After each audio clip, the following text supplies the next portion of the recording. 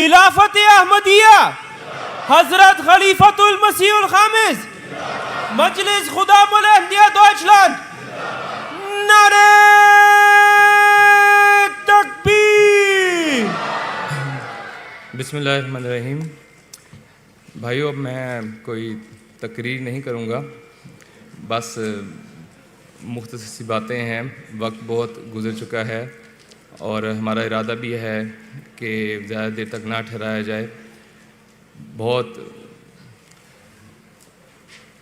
مصروف دن بلکہ ایکٹیویٹیز سے معمور دن سب نے یہاں پہ گزارے ہیں، اور اللہ تعالیٰ آپ سب کو اس کی بہترین جزا عطا کرے۔ اجتماع کے موقع پر بہت فکر تھی کہ سب بھائیوں کو ہم کس طرح سے اکٹھے کر لیں گے، کیونکہ جو ایک رجحان نظر آ رہا تھا جماعت کے اندر، اور وہ ہر سطح پر ہے، وہ بہت فکر میں ڈال رہا تھا۔ وہ یہ تھا کہ یوں محسوس ہوتا تھا کہ ہم جماعت سے دور جاتے جا رہے ہیں۔ کچھ کورونا نے ایسے حالات پیدا کر دیے کہ ہمارا اکٹھے بیٹھنا ملنا وہ ممکن نہ تھا۔ کچھ بعد میں ہم خود بھی ڈیجیٹل ہو گئے، اور وہ عادتیں جو کورونا میں ہم نے اپنا لی تھیں ہم ان کو چھوڑنا پسند نہیں کر رہے تھے۔ پھر بعد میں جب آہستہ آہستہ ہمارے پروگرام اسی چھوٹے پیمانے پہ ہونے شروع ہوئے تو وہ دوست نہیں مل رہے تھے، تو ایک عجیب سی کشمکش تھی کہ کس طرح سے ہم کریں گے، کیونکہ ہم اپنی جو پہچان ہے اگر ہم اس کو جانیں تو ہمارے اوپر بہت بڑی ذمہ داری ہے۔ ہمارے اوپر ہماری ذات کی بھی ذمہ داری ہے اور دنیا کی بھی ذمہ داری ہے۔ ہم ایک مذہبی جماعت ہیں۔ تو جب یہ اجتماع اس کی پلاننگ کی گئی تو کوشش تھی کہ ہم جس حد تک ہو سکے بھائیوں کے لیے آرام پیدا کریں کہ یہاں پر آئیں، اور جتنا بھی وہ یہاں سے فیض اور برکت لے کر جا سکتے ہیں وہ لے کر جائیں۔ اجتماع کے جو مقاصد ہیں آپ سب نے ہم نے مل کر حضور کے اس خطاب سے کل سنے ہیں کہ روحانی طور پر، اخلاقی طور پر اور دین میں، تعلیم میں ہم آگے بڑھیں۔ باقی یہ کھیل کے میدان میں مختلف جو ایکٹیویٹیز ہیں وہ سب اچھی ہیں، ساتھ ساتھ درست بھی ہیں۔ ایک مضبوط جسم ہی اس قابل ہوتا ہے کہ وہ صحیح طرح سے روحانی علوم کو اپنے اندر محفوظ کر سکتا ہے، دوسروں تک پہنچا سکتا ہے، وہ بھی ضروری ہیں، لیکن وہ اصل مقصد نہیں ہے۔ اصل مقصد ہمارا دین ہے اور روحانیت ہے، اخلاق ہے، یہ بھائی چارہ ہے۔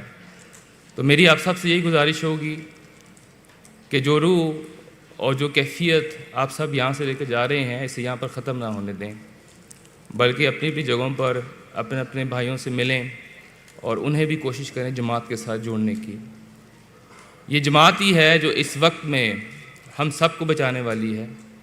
حضرت مسیح موعود علیہ السلام نے کشتی نوح کا نام دیا ہے اپنی جماعت کو، اپنے وجود کو، بلکہ خدا تعالیٰ کے کئی الہامات بھی ایسے ہیں کہ ان لوگوں کی صرف حفاظت ہے جو حضرت مسیح السلام کے ساتھ جڑتے ہیں اور دوسرے لفظوں میں اس کشتی میں داخل ہوتے ہیں۔ اس لیے اگر ہم اپنی اس جماعت سے دور ہوتے ہیں تو اس سے بڑا ہمارا کوئی نقصان نہیں ہے۔ بعض اوقات ہم سمجھتے ہیں کہ ہم ٹھیک ہیں، لیکن پھر جب ہماری اگلی نسلوں کا سوال اٹھتا ہے، ہمارے بچوں کا سوال اٹھتا ہے، پھر ہم جو جرمن میں کہتے ہیں ہم aufwachen کرتے ہیں، بیدار ہوتے ہیں کہ جہاں پر میں پہنچا ہوں، جس راستے سے میں گیا ہوں، جن خطرات میں میں تھا، میرا بچہ نہ ادھر جائے۔ لیکن اگر ہم نے اپنی نسل کو بھی بچانا ہے تو نمونے سے بچایا جا سکتا ہے، نہ کہ اس کو اشارے کر کے کہ ادھر جاؤ وہ تمہاری جماعت ہے۔ تو یہ نمونے ہم نے دکھانے ہیں خود بھی اور اپنی نسلوں کو بھی، اور جس طرح سے اس جماعت کی ابتدا ہوئی ہے اسی طرح سے ہم نے پھر ایک ساتھ پھر جڑ جانا ہے۔ ابھی آپ کے سامنے قرآن مجید کے معارف بہت ہی مؤثر انداز سے مکرم مربی صاحب نے رکھے ہیں۔ یہ صرف یہاں لطف اٹھانے کے لیے نہیں ہیں، بلکہ اس پہ ہم نے کام کرنا ہے۔ خاکسار جب حضور کی خدمت میں حاضر ہوا تھا تو ہمیشہ اسی طرح سے ہوتا ہے کہ حضور سے پوچھا جاتا ہے کہ اجتماع کا ہم کیا موضوع رکھیں، تو حضور نے فرمایا تھا قرآن۔ پھر حضور خاموش ہوئے اور پھر حضور نے فرمایا اللہ، اور پھر حضور میری طرف دیکھنے لگے اور مجھے اس طرح سے لگا کہ حضور مجھ سے اب جاننا چاہ رہے ہیں کہ اللہ یا قرآن. میری کیا مجال کہ میں حضور کو کوئی مشورہ دیتا اس ٹاپک پہ. میں بھی خاموش رہا. پھر بعد میں حضور نے فرمایا الخیر کلہ فی القرآن، یعنی قرآن رکھو. اس کے بارے میں نے سوچا تو یہی نتیجہ نکلا کہ قرآن اور اللہ یہ دونوں چیزیں ہم علیحدہ کر ہی نہیں سکتے. قرآن مجید اللہ تعالیٰ کا کلام ہے. خدا تعالیٰ آج ہم سے اپنے اس کلام سے بات کر رہا ہے. اگر ہم چاہتے ہیں کہ خدا میرے ساتھ بات کرے، کس کی خواہش نہیں کہ میرا اللہ میرے سے بات کرے، تو ہم کیوں نہیں سوچتے کہ اس قرآن میں اس وقت خدا میرے ساتھ بات کر رہا ہے، میں مخاطب ہوں، اللہ میرے ساتھ کلام کر رہا ہے. میں اس کتاب کو اس رنگ میں کھولوں، اس دلی جذبے کے ساتھ کھولوں، اس محبت کے ساتھ کھولوں کہ میں اب اپنے خدا سے بات کرنے جا رہا ہوں یا اس کی بات سننے جا رہا ہوں. ایک دوست نے بہت ہی پیاری بات ایک دفعہ کی تھی جس کا میرے دل پر بڑا اثر ہوا تھا. ان دوست نے کہا تھا کہ جب انہوں نے بھی کسی کا یہ حوالہ دیا تھا کہ جب میرا دل کرتا ہے کہ میں اللہ تعالیٰ سے بات کروں، میں نماز پڑھنا شروع کر دیتا ہوں. میں اس میں اللہ تعالیٰ کے ساتھ بات کر رہا ہوں. لیکن جب میرا دل کرتا ہے کہ میرا اللہ مجھ سے بات کرے تو میں قرآن کھول کر قرآن پڑھنا شروع کر دیتا ہوں. تو یہ ہے قرآن مجید کی قدر جس کی طرح مربی صاحب نے اشارہ کیا ہے. قرآن خدا تعالیٰ کا کلام ہے. میرا خدا مجھ سے بات کر رہا ہے. اگر ہم اس قرآن کو پڑھیں گے تو ایک وقت یقیناً خدا تعالیٰ ہم سے براہ راست بھی بات کرے گا. حضور نے اپنے پچھلے خطبات میں حضرت امام جعفر کا ذکر کیا تھا کہ وہ اتنی کثرت سے تلاوت کرتے تھے کہ تلاوت کرتے کرتے اللہ تعالیٰ کا ہی کلام آپ کی زبان پر رواں ہونا شروع ہو جاتا تھا. تو ہم خود دیکھ لیں کہ ہم کہاں پر کھڑے ہیں اور ہم کہاں جا رہے ہیں. ایک ہمارے بہت ہی پیارے بھائی تھے، ہمارے ایک شہید بھائی جن کا ذکر ہمیشہ ذہن میں آتا ہے اور شرمندگی محسوس ہوتی ہے، نہایت شرمندگی محسوس ہوتی ہے. حضور نے ان کا بہت ہی پیار سے ذکر خیر کیا تھا جب وہ شہید ہوئے تھے. ہمارے پیارے بھائی تالے، ان کے بارے میں حضور نے فرمایا تھا کہ وہ فجر کے بعد ایک پورا سپارہ ein ganzer Teil 30 des Heiligen Koran وہ اس کی تلاوت کرتے تھے. تو اللہ کے کلام کی قدر تو یہ ہے، لیکن پھر بھی میں یہ نہیں کہوں گا کہ ہم نے اس طرح سے کرنا ہے. میں خود اس قابل نہیں ہوں، میں اپنے بارے میں نہیں کچھ کہہ سکتا، تو میں آپ کو کیسے کہہ سکتا ہوں. لیکن نمونے ہیں، ابھی بھی ہیں ہمارے درمیان ایسے نمونے. کرتے ہیں لوگ، پڑھتے ہیں اور اس سے فیض اٹھاتے ہیں. تو اگر یہ سب کچھ ہم چاہتے ہیں کہ ہم اس نقطے تک پہنچیں جہاں تک حضرت مسیح ہمیں پہنچانا چاہتے تھے، تو ہمیں یہ اپنانا پڑے گا. آپ کے بارے میں یہ آیا تھا کہ آپ نے صحابہ کی جماعت پیدا کرنی تھی، اور صحابہ وہ تھے کہ وہ قرآن مجید کے بغیر ان کا اٹھنا بیٹھنا تو ممکن ہی نہیں تھا، بلکہ جنگوں میں بھی وہ قرآن مجید کو اپنے ساتھ لے کر جاتے تھے. بعض ایسی جنگوں میں اپنے تلواروں کے ساتھ نیزوں پر انہوں نے قرآن مجید کو رکھا تھا کہ اس طرح سے وہ ہر طرح سے اس کے ظاہر اور باطن کی برکت ڈھونڈنے کی کوشش کرتے تھے، اور خدا تعالیٰ انہیں کامیاب کرتا تھا. تو آج اگر ہمارے لیے کوئی کامیابی ہے تو یہی ہے جو حضرت مسیح نے فرمایا کہ قرآن کا حربہ اپنے ہاتھ میں لو. تو پھر کوئی بھی نہیں ہے، کوئی فلسفہ نہیں ہے اس دنیا کا. بڑے پڑھے لکھے اٹھتے ہیں جو مختلف فلسفہ دانوں کے حوالے دیتے رہتے ہیں مختلف موقعوں پر، درست ہیں، دیں، لیکن خدا کا کلام کو آپ کتنا ترجیح دے رہے ہیں، اس کو کس حد تک آپ پیش کر رہے ہیں، وہ اصل چیز ہے جسے ہم نے پیش کرنی ہے. اگر کسی اور پر قرآن اترتا، حضرت مسیح فرماتے ہیں کہ وہ قومیں کبھی بھی تباہ اور برباد نہ ہوتی. آج یہ ہماری ذمہ داری ہے کہ ہم نے خدا تعالیٰ کے اس کلام کو دنیا تک اس رنگ میں پہنچانا ہے کہ اس کی ہم عملی تصویر بنیں، اس کا نشان بنیں. قرآن ہمارے اندر سے بھی بولے، اس کے اثرات لوگوں تک پہنچیں، اور وہ پھر سمجھیں کہ کتاب کیا جادو کرتی ہے انسان کے اوپر. تو یقیناً ہمارے ساتھ ایسے وعدے ہیں اور ہوگا بھی اس طرح سے، ممکن ہی نہیں اس طرح سے نہیں ہو سکتا. تو اللہ تعالیٰ مجھے آپ سب کو اس کی توفیق عطا فرمائے. اس اجتماع کے حوالے سے مختصر سا بتا دوں کہ اللہ تعالیٰ کے فضل سے ہماری جو کل مجموعی طور پر جو حاضری تھی ان 3 دنوں میں 8700 تھی، اور اس مرتبہ اطفال بھی ہمارے اس رنگ میں ساتھ شامل نہیں تھے، لیکن اللہ کی فضل سے بڑی تعداد میں آئے ہیں ہمارے بھائی، چھوٹے بھائی۔ تو جہاں تک خدام کی اپنی تعداد ہے وہ پچھلی مرتبہ سے 500 زائد خدام بھائی آئے ہیں۔ تو اللہ کا شکر ہے، یہ میں تو سمجھتا ہوں خلیفہ وقت کی توجہ ہے، اور آسمان پر ایک ہوا ہے جو چل رہی ہے، تو ہمیں چاہیے ہم سب اس ہوا کا حصہ بنیں۔ اور اب جس تباہی کی طرف دنیا جا رہی ہے اس سے ہم بچ ہی نہیں سکتے، نہ بچا سکتے ہیں جب تک ہم اس جماعت کے ساتھ نہیں جڑتے۔ اب سارا سال ہے ہمارے پاس، ہم نے کام کرنا ہے، تو میری آپ سب سے یہ درخواست ہوگی کہ یہ جو اجتماع ہے یہ خالی یہاں تک نہ رکھیں، بلکہ آگے بھی جماعت کے ساتھ مضبوطی کے ساتھ جڑ جائیں۔ اس جماعت کو ہماری ضرورت نہیں ہے، اس کو بھی سمجھ لیں، ہمیں اس جماعت کی ضرورت ہے۔ بعض بھائی ہیں مختلف لوگوں کی وجہ سے دور ہوئے ہیں، لیکن میں ان سے پوچھتا ہوں کہ اگر آپ نے کسی دکان پر جانا ہے، وہ ایک ہی دکان ہے صرف، اور وہیں پہ صرف آپ کے کھانے پینے کا سامان ہے، کیا آپ اس دکاندار کی وجہ سے، وہاں پہ جو ملازم ہے اس کی وجہ سے اس دکان پہ جانا بند کر دیں گے؟ نہیں کریں گے۔ تو آپ کو اس جماعت کی ضرورت ہے۔ جو بھی صورتحال ہے، جماعت سے دور ہونا بہرحال آپ کے لیے نقصان دہ ہے۔ حضور نے فرمایا خدام میں بعض شکوک و شبہات ہوتے ہیں، سوالات پیدا اٹھتے ہیں، تو بجائے اس کے ہم اپنے دائرے میں دائیں بائیں باتیں کریں، سوالات اٹھائیں، شکوک پھیلائیں۔ مومنانہ طریق یہی ہے کہ وہ جو اس موضوع کے متعلق آپ کو صحیح رہنمائی کر سکتا ہے اس تک جائیں، مربیان کے پاس جائیں، جو آپ کی نظر میں بزرگ ہیں ان کے پاس جائیں، ان سے سوال کریں، اپنے شبہات کا حل ڈھونڈیں۔ وہاں حل نہیں ہوتا تو حضور کے پاس جائیں، لیکن ان شبہات کی وجہ سے ایک جگہ بیٹھ جانا اور جماعت سے دور ہٹ جانا، کسی کی اس میں تباہی نہیں ہے، صرف ہماری اپنی تباہی ہے اگر ہم اس طرح سے کرتے ہیں۔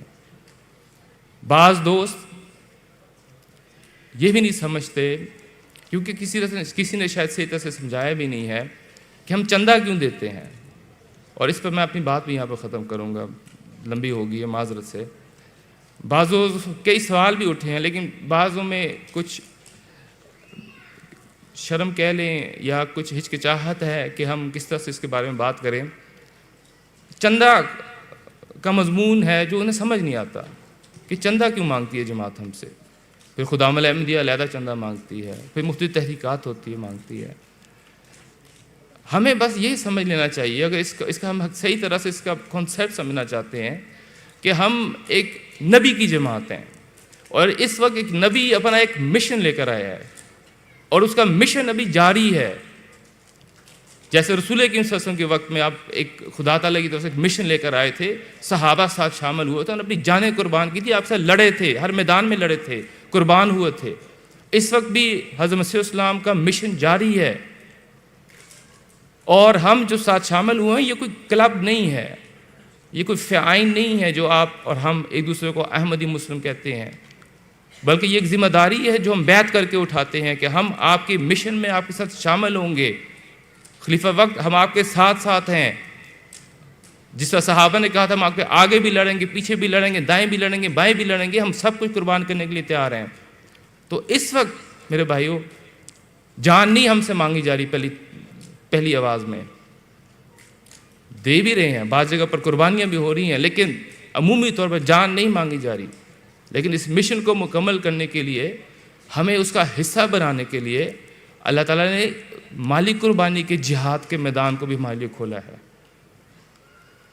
اور یہ بھی ایک جہاد ہے۔ قرآن مجید میں یہ جہاد بلکہ پہلے آتا ہے، بِأَمْوَالِكُمْ وَأَنفُسِكُمْ، اپنے اموال اور اپنی جانوں سے جہاد کرو اللہ تعالیٰ کی راہ میں۔ تو اگر ہمیں چندوں کی طرف بلایا جاتا ہے تو اس میں ہم کوئی احسان نہیں کرتے، بلکہ ہمیں اس جہاد کا حصہ بنانے کے لیے بلایا جا رہا ہے، اور اس کے لیے ایک شرح رکھی گئی ہے تاکہ ایک تنظیم، ایک منظم طریق سے ہر کام ہو سکے۔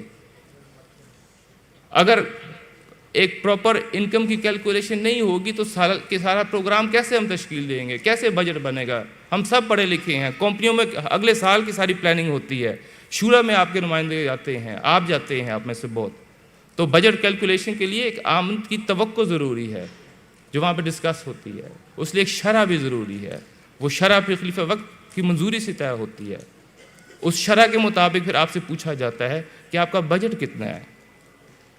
وہاں پر ہم میں سے بہت مار کھا جاتے ہیں.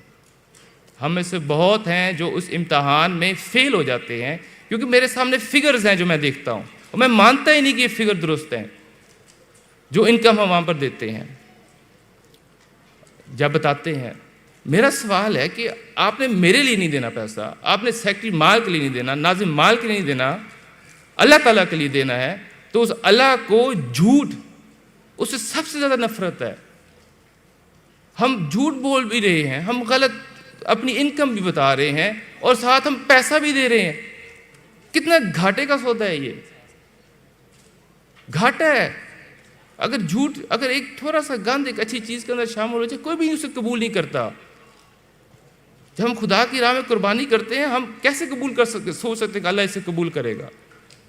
اس کے لیے ہمیں اس چیز کو جس حد تک خوبصورت ہو سکے اس کے سامنے پیش کرنا چاہیے، اور پھر دعا ہونی چاہیے کہ ربنا تقبل منا، میرے رب مجھ سے قبول کر لے جیسا بھی ہے.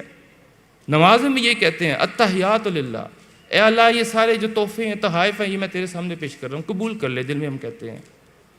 تو میری آپ سے یہ گزارش ہے، بے شک اگر آپ کو مشکل ہے تو بتا دیں کہ آپ نہیں دے سکتے، مشکل ہے، لیکن جھوٹ نہ بولیں، سچا وعدہ لکھا، سچی انکم بتائیں اگر آپ سے کوئی انکم پوچھتا ہے، لیکن جھوٹ نہ بولیں. جماعت کو پیسے کی ضرورت بالکل نہیں ہے. ایسے مالدار ہیں جو خلیفہ وقت کے اشارے پر وہ کر کے دکھائیں گے جو ہم تصور بھی نہیں کر سکتے. تو ہمارے لیے اس روحانی میدان میں آگے بڑھنے کے لیے یہ ایک بہت بڑی روک پیدا ہو جاتی ہے کہ جو ہم جھوٹ کا سہارا لیتے ہیں اور اس کو دنیاوی کاروبار سمجھتے ہیں، بلکہ نہیں ہے اس طرح سے. تو اللہ تعالیٰ مجھے بھی، آپ سب بھائیوں کو بھی احمدیت کی روح سمجھنے کی توفیق عطا کرے، اور کہ حضرت مسیح السلام لائے کیا تھے اور ہمیں کیا دینا چاہتے تھے، اور ہم کسی سے نہ ڈریں سوائے اللہ تعالیٰ کے. اور اگر خدا کا خوف ہوگا تو آپ دیکھیں گے کہ آپ اور آپ کے بھائی اور آپ کی جماعتوں میں جو آپ کے خادم، وہ آپ کے پیچھے بھاگیں گے کہ ہم سے چندہ لے لیں، ہمیں بتائیں ہم نے کہاں پہ کام کرنا ہے، ہمیں بلائیں کہ ہم خدمت کر سکیں. ایسے بھائی میں نے دیکھے ہیں اس اجتماع پر، مجھے ان کو دیکھ کر اپنے بھی شرم آتی تھی کہ وہ کس طرح سے ٹائم دے رہے ہیں اور کام کر رہے ہیں. تو اللہ تعالیٰ نے اس جماعت کو بہت سے فدائی دیے ہیں اور دے گا آگے، وعدہ ہے. بلکہ حضرت مسیح السلام سے بھی وعدہ ہے کہ ینصرک الرجال نوحی الیہم من السماء، کہ اے اللہ نے کہا کہ اے مسیح تجھے تو ایسے لوگ ملیں گے کہ آسمان سے ان پر وحی ہوگی، ایسے مددگار میں تجھے دوں گا. تو اپنے اوپر فخر نہ کریں اگر ہمیں توفیق ملتی ہے کسی طرح سے بھی کوئی کام کرنے کی، اللہ کا فضل ہے بس. لیکن ہم کمزور ہیں، اور ہمیں اپنے بھائیوں کی کمزوری کا بھی، اس کے لیے بھی ٹالرنس دکھانی چاہیے، برداشت ہونی چاہیے، نہ کہ انگلیاں دکھانی چاہیے. تب یہ بھائی چارے کا، محبت کا یہ ماحول بنتا ہے، اور ایک دوسرے کو ساتھ لے کر چلنا چاہیے. تو اللہ تعالیٰ مجھے اور آپ سب کو اس کی توفیق عطا فرمائے.